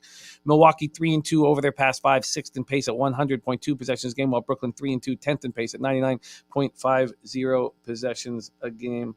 We have the Bucks opening up at -2. They're now 2-point dogs. I mean, there's 1s and 1.5 and 2s. So a big move towards Brooklyn. Brooklyn opening up at +2, same deal, and now at -2, obviously. This total is firing up, Dutch. Opening up at 238, now all the way up to 243.5. Wow. 14,374 tickets in, 65% of the tickets, 76% of the cash on the Bucks, and the market's moving towards the Nets. 82% of tickets on the under, 62% of cash on the under. And the market is firing this total up 5 points. Milwaukee comes in off their 3rd win in 4 games. It was very impressive. 118-116 win at the Sixers on Tuesday. And Antetokounmpo, 40 points, 14 boards, 6 assists. And the block on Embiid was gorgeous. 1.6 seconds left. Middleton goes for 22, 9, and 7. Bucks are 11-3 since their loss to the Nets on February 26th. Nets come in off their 2nd win in 3 games, 130-123 at home over the Pistons. We talked about it. They were down 12, and then Durant turned it on. He went for 41. They're 8-3 since March 8th. Take it away here, Dutch boy, fresh Bucks Nets. Yeah, man, it's gonna be a good one, Jim. It's gonna be a good one. I mean, this game to me, I have to look Milwaukee here, but it looks like in the spread it's kind of like a coin flip, But I mean, the Nets at home have been anything but that, especially against superior teams. And the Bucks, they tend to fuck around a lot, but don't get it twisted. They're one of the better teams in the NBA. The Nets in a short span are 2-4 ATS last 6 at the house. And I know this is a little different because they have Kyrie back, but they're literally 4-22 ATS last 26 games at the house as a home favorite, Jim. They're just not trustworthy at the house. And now you got Milwaukee coming in feeling themselves, really. They're feeling themselves after the way they just put it on Embiid in Philly. Would I be surprised if Brooklyn wins this game? They need this game, but it's pretty much like they're going to be in the play-in. So the Bucks 6-1, they're still fighting for that 1 seed as well. 6-1 ATS last 7, playing on 1 day's rest. 4-1 straight up last 5 versus the Brooklyn Nets, Jim, and they're 10-4 straight up last 14 meetings versus these boys. Honestly, I think they're too big for them. With the big Lopez back, with Portis coming back off the bench. And then obviously the motherfucking Greek Freak. I mean, I don't see how. I know Drummond is playing big minutes for these boys, but I mean, it's a problem. I mean, I like the trade, but Simmons is acting like a little bitch. I don't know what the fuck's going on with him. I had his back through this whole, through this shit. No, not really his back, but but yeah, man, this motherfucker, man, I don't know. It's starting to look the other way though. I still make the trade for James, even if Ben isn't even in it. He'll get okay, but I'm just saying, like, I still don't want James Harden on my team. But yeah, Ben Simmons, they're going to miss him in games like this. They need that 6'10" defense out there. That's what they traded it for, to go with Drummond. KD's a big body, but man, when it comes down to it, he's kind of soft, man. And they show it inside. They can't. They allow that paint just to get ate up. So I would see Bobby Portis, Brook Lopez, and Giannis having a night tonight. They're 8-4 straight up against the spread last 12 on the road, and 7-0 straight up last 7 in conference. So I would only take Milwaukee here. I believe there's value. Getting them out as a dog. I'm a little hesitant with the first half, Jim, because I took them the other night first half against Philly, and then lose first half and come back and win outright. So, because usually I do first half plays with Milwaukee. But yeah, I would look for the Bucks here at plus money, Jim, to handle business in Brooklyn. Is this going to be official at this point? Let me wait on that one.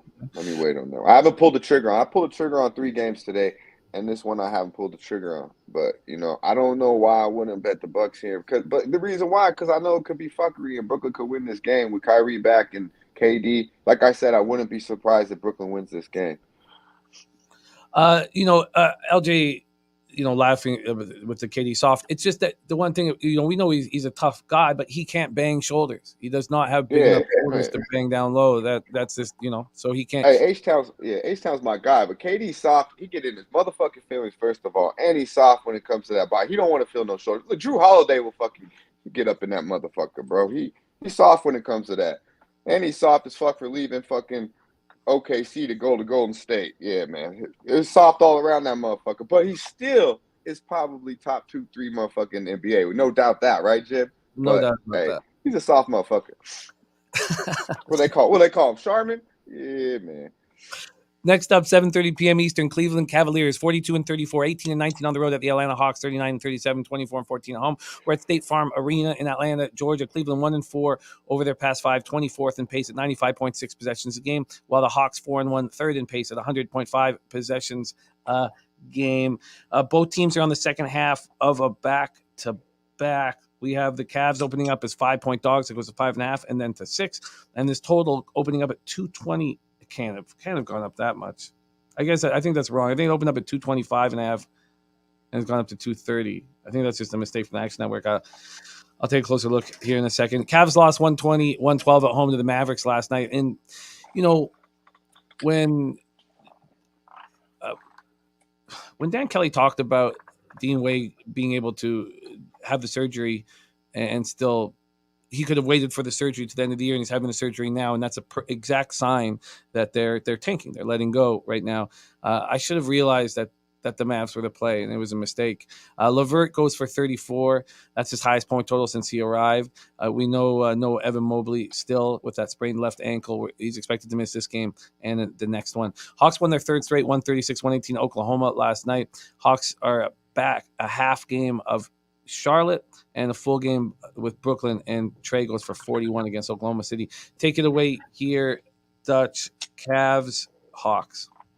Yeah, shout out to our guy Mills with some of the freshest kicks in the game. I was expecting to see him in San Antonio. But yeah, man. Mills' son's birthday, 2-year-old son's birthday today for Millsy. Oh, hey, happy birthday to the little fresh one, man. Yeah, he got them curls too. Yeah, man. This game I really like here, Jim. I got Atlanta in at 5. This will be a double-digit win, so give me the best number out there.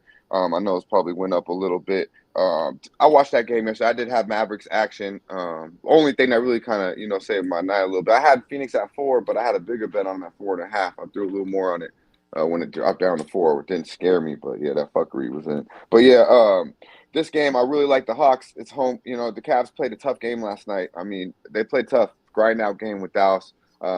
Finney Smith busted their ass. Luka did what he did. Garland had a good game. You touched on LeVert. I mean, but the problem is they don't have these big boys. You count on Kevin Love, this guy you brought out of nowhere. The big lanky. The name fucking slipped my mind, but I know Dan Kelly knows what I'm talking about. They're starting him now, but sorry, Lauri Markkanen. No, not the white boy. The big light-skinned brother coming off the pitch. They brought him 7'2". That's 7'2". Yeah, my bad. Yeah, 7'2", dude. Yeah, but yeah, Markin. All you gotta do is run that motherfucker off the 3-point line, really, and attack him defensively. Because talk about someone who don't want to play no motherfucking defense. But yeah, so pretty much and then you bring Kevin Love in there. I mean, that shit is soft as fuck. They can't stop nobody. Luka was going to the hole at will. They're doing what they wanted. I mean, I think Finney Smith had 31, and what I did notice, Jim, is they don't guard the 3-point line. I mean, Luka was just doing behind the back fucking turn passes, everything, just a wide open, for not only Finney Smith, Brunson, Kleber. These guys were just having wide open threes all game. And I expect that's going to be trouble when you got some shooters that Atlanta's got out there. With Trae Young distributing the ball. They have played 2 times this year already, Jim. They're 2-0. The Hawks are 2-0 straight up and against the spread the last 2 meetings. with Allen and Mobley on the court. And we know Atlanta's had guys in and out of the lineup all year. This is pretty much about as healthy as they're going to be. They are 4-1 ATS last 5 against the number. 8-1 straight up at the house last 9. Do have not the best numbers trending wise, Jim, as covering of late at the house, but I think this is like just a spot that they're going to put it on Cleveland coming off back to back. And I know Atlanta had a back to back, but when I looked at Dallas yesterday, they were also in a back to back situation. But that was like a fucking walkthrough against the Lakers, and it's damn near the same thing when you play the Indiana Pacers. It's shoot around, you know what I mean? So none of these boys had over 30 minutes last night. So look for Atlanta to be fresh and put at home. And put it on these motherfucking Cleveland Cavaliers because that's what they're gonna do. Like I said, I locked it in at 5, but 5.5, 6 is good money. Well, -6, -106 is available now at Pinnacle. But can anybody in the chat right now find us a 5.5? Because the Circa and Pinnacle are hanging 6s. I'll pull up a couple other sites to see but let's try and get a 5.5. And Moses Brown is the 7-2 guy. Yeah, Moses Brown. Ixnizzle said, yeah, it's Hawks or nothing. I agree with all of this. There we go. That's the Cavs right there. That's the Cavalier, right? Yeah. I agree. Shout out to James. And there's Ixnizzle, it says Hawks or nothing coming from Cleveland. -6 at -103 bookmaker. Heritage has a 5.5 at -113. Thank you. Is that cool if you add 3 cents? No. Okay. You want the that's -113? That's 7-cent move, right? So you want -6 at -103. My man. Okay, we're in business here. Dutch is double-digit win right there, Jimmy. That's the money right there. I like it. I'm in. I'm in. There's Sharon in the house. What up, Sharon, my guy? 8 p.m. Eastern. Los Angeles Clippers 37-39, 16-23 on the road at the Bulls. 44-32, 26-10 at home at the United Center in Chicago, Illinois. Clippers 1-4 over their past 5, 22nd in pace at 95.90 possessions a game, while the Bulls are 2-3, 23rd in pace at very close to the same 95.70 possessions a game. The Bulls open up at -3.5. That's down to 1.5 or 2, depending on where you shop. This total opened up at 223.5 is now dropped to 220.5 and is going down. We go to the cash flow in this spot. 11,348 tickets in.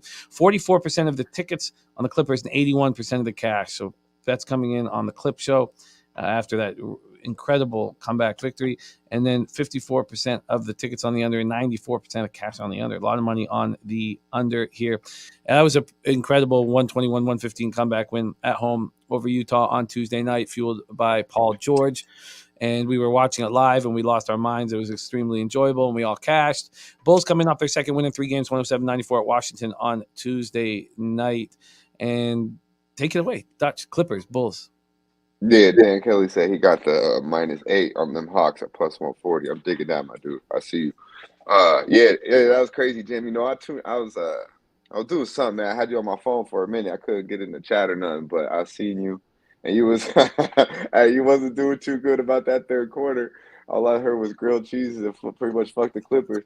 And I missed out on all the good, you know, the fourth, because I got caught up in some shit. And I looked up and I was like, wow, man. And that was probably some fucking beautiful shit to see. Because Greg and your boy, I believe, Sonny, y'all was like, fuck this game mid-third. And then it switched. So I'm glad it did, though, man. That's some good shit. PG, handled his business. But I don't know, man. I don't think it's going to carry over in Chi-Town. Nickety Mac was on some shit. He said the Bulls at home. And I was digging what he was saying. I'm right with him, man. This number is dropping, so I like the Bulls though here, so this will be official play. I just think at home is where we back the Bulls, man. And I know PG's back and the Clippers got some dogs, but I think the Bulls are a better team. And I think PG's, he might have got caught up in the moment, had his moment at home. We'll see what he could do on the road. After that long stint, gonna be a little different with all them Chi-Town people in the building, calling him Pandemic P and shit. So we'll see how he acts. But I like the dude. Don't get me wrong. He's a talented cat. But the Bulls won in November 14th in LA as a 4-point dog without Big Vooch down there. And PG did play in that game as well, Jim. They were pretty much fully loaded at that time. They're 2-0 ATS last. Now these motherfucking Bulls, Jim, they've been on the road all March. They've had 3 games the whole month of March. So these motherfuckers are happy to be at home. Very happy. They are 2-0 ATS their last 2 at the house. They're 24-12 on the season, Jim, at the house. So they handle business in Chi-Town. I expect them to do the same tonight. We get Levine out there, DeRozan, got Caruso out there, locked down some D. I feel like they have a lot of guys with the Sumo, Caruso, and also Levine and some other cats with Green off the bench. They have a lot of guys to put on Reggie Jackson and PG.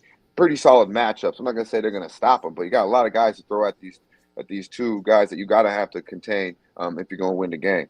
Now the Clips are 1-4-1 ATS last 6 on the road, 1-5 straight up in those games, Jim. 1-5 overall against the number last 6, 2-6.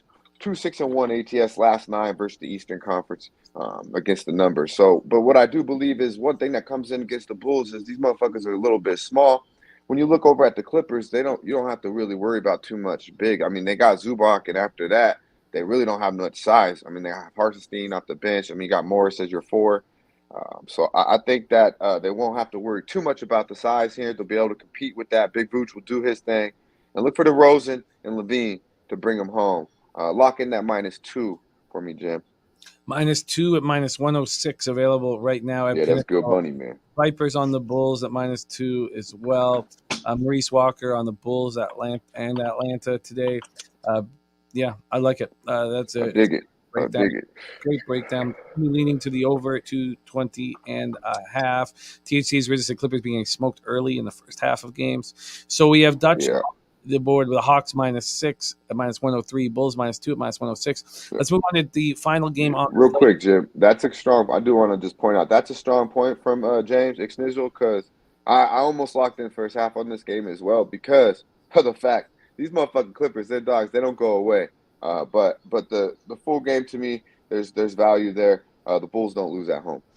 And Ixnizzle also saying, don't we like to fade the team first game back from a road stand? We like to fade the team after they sweep a road trip, and that's why I wasn't on, or have an excellent road trip. You know, that's why I wasn't on the Spurs pregame and waited till I could get nice, points on them because I was concerned about the look ahead spot for Memphis. By the way, Brooks is so nice. Oh, is he nice, man? Ooh-wee. Yeah, he's a competitor, huh? Ooh-wee. Like he was just all over the floor, But if they've. This is a squad that 2 wins in their last 3 games. They beat up on Washington on Tuesday night. I don't feel like there's any concern backing him in this spot. Now I don't know if I'm gonna pull the trigger at this point. I want to sit on a little more, but that's a red flag though because people do say that first game back. But to me, I look at Chicago like they fucking so happy to be at home. They win. They win at home. I fade them on the road and I bet them at home. So why the fuck I'm not gonna let that get in my way? To be honest with you, that doesn't scare me as much as it does other people. But I do respect it, Dan Kelly says Clips 40-1 to win the championship. Says Norman Powell coming back, but all depends on Kawhi. 10 p.m. Eastern. Let's go. Last game on the board. Lakers, Jazz. Lakers 31-44, 11-26 on the road. Man, look at that record. Jazz 45-31, 26-11 at home. Vivint Arena in Salt Lake City, Utah. Lakers 1-4 over the past 5, 17th in pace at 98 possessions a game.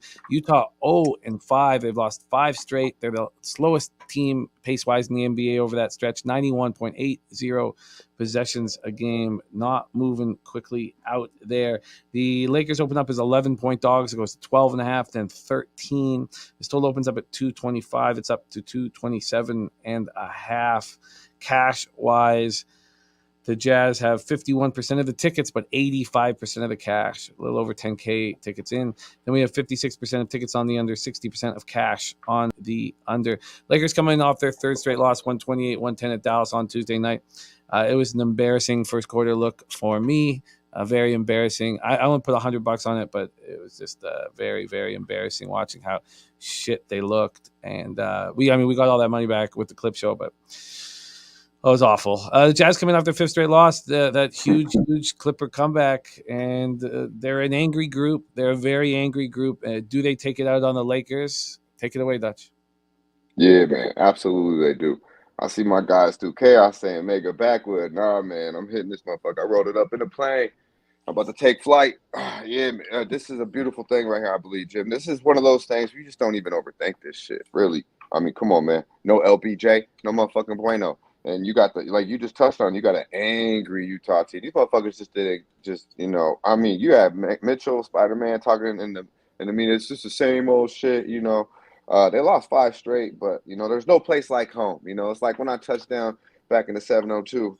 Man, I'm telling you, there's some type of feeling like Chicago feels, and Utah gonna feel that way tonight. And then, oh my God, you get the purple and gold. Man, it's a beautiful thing. That shit, it don't get no better than that. It's like another motherfucking walkthrough shoot around. I mean, these motherfuckers just gave up 82 to Dallas in the first motherfucking half.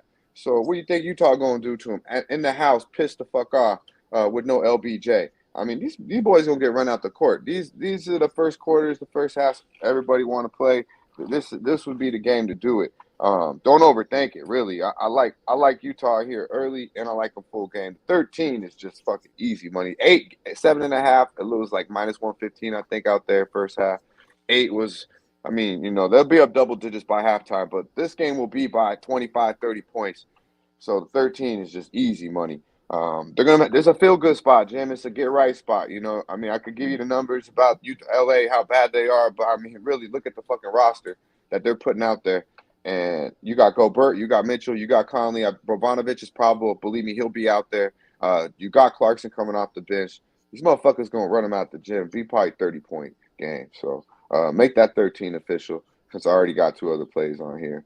But, yeah, that first half is good money. And the first quarter, I wouldn't be shy of that as well. Minus 13. It's at minus 113. Can anybody out there find a minus 13 with less vig? You got the 7.5 first half? No, that's up to 8 and 8.5, and the 8s are juiced to minus 115. The 8.5s, it's 8.5s at most books right now. Minus 13 to 108 at bookmaker. Thank you, Billy. Perfect. Minus 13. Appreciate you, Billy. Billy's always on top of that shit. Yeah, man, he looks after it. Because he knows, because there's a ton of respect for what you guys do here. We know that you give out plays that you can bet right now, and that it's very difficult when you want to beat market moves, and very, very difficult. So everybody has enormous respect for it. Nutflush Allen says, don't overthink it, but always overdrink it. And we got the first half is 7.5 minus 113 over at bookmaker. That's nice. That's a nice book over there. Hey, it's a point better than most spots. I like that.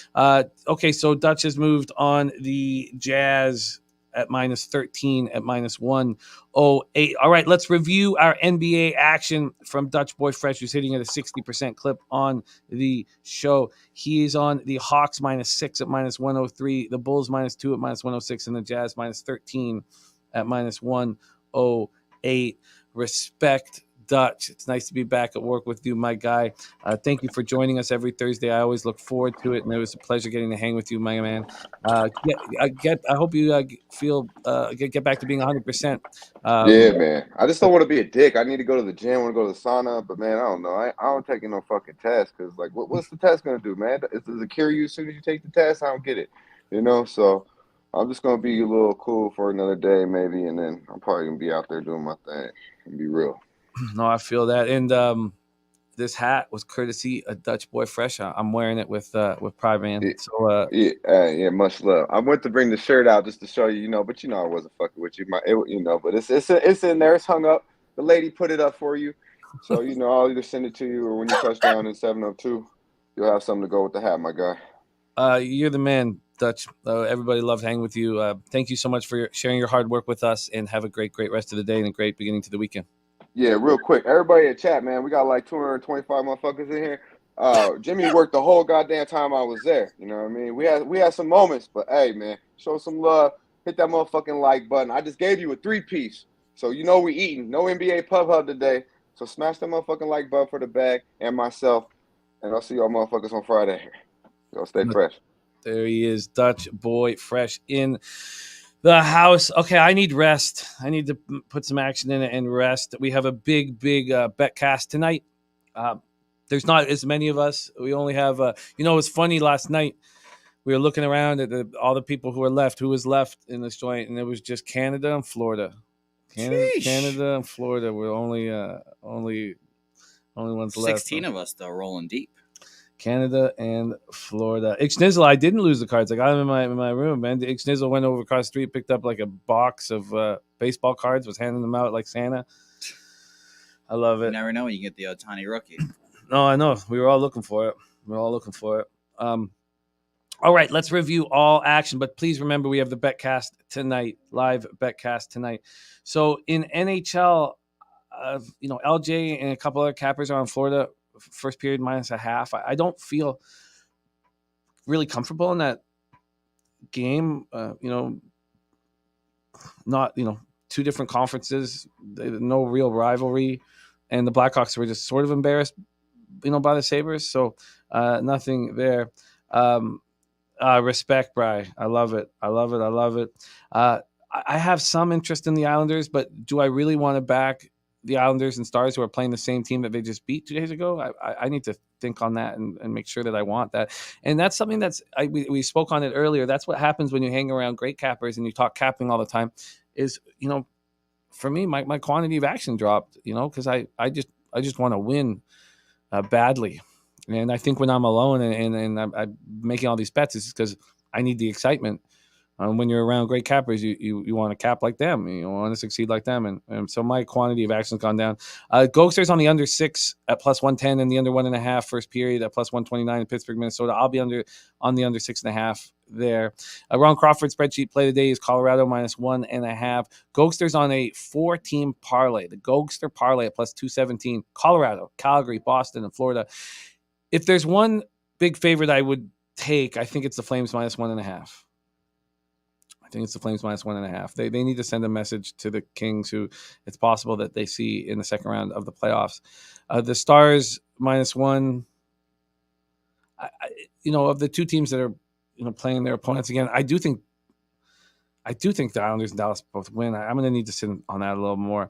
Nothing for me in the NIT at this point. I'm going to think on that a little longer. And then we have 3 looks. We have no moves yet on the Bucks Brooklyn Nets, but I'm enjoying very much just live betting these games and not having pregame action. So I think that's where I'm leaning towards doing there. Dutch is on the Hawks -6. That makes a ton of sense. I want in. He's on the Bulls -2, and I am interested there. And he's on the Jazz full game -13. I wouldn't mind some first quarter, first half action. Man, I love you guys. And the grind is so real, but the chat inspires all of us to be better cappers, and it's the chat that makes this show special. And I thank you guys all so much for your support. And LJ says, take the Flames, doing for sure. 8-0 off a loss since January 6th, wins by puck line. Big Ragoo says Texas A&M is still pissed off about this, the 64 and rolling. Says they'll put the NCAA on blast after they cut the Nets down tonight. Don't look back, lay it easily. That's from Big Ragoo. Foul says Arkansas and Florida Derby on Saturday. Yeah, I've got work to do on that.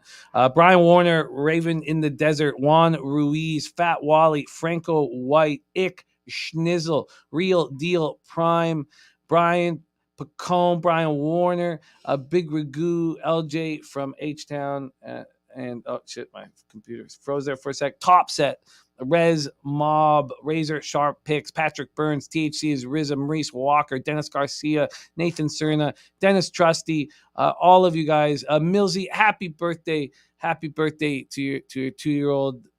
So I would say after all this capping, I think that the Hawks -6 might be better than that under 6.5 right now. The Hawks -6, and I also or the Jazz first half or first quarter. The first half is a lot of points. I'm gonna have to sit on the Jazz for a second and just make sure but yeah, I think the Hawks -6 would be the birthday pick. And but I love you guys. Thank you for your support, Jose, the most consistent, accountable dude in the business. Always ready to go, and always he also inspires me to try harder. So thank you for all your hard work, Jose. Thank you guys in the chat. Let's get that cash. Join us for the betcast tonight. But most importantly, Leche. Hey, Los bookmakers, get that cash.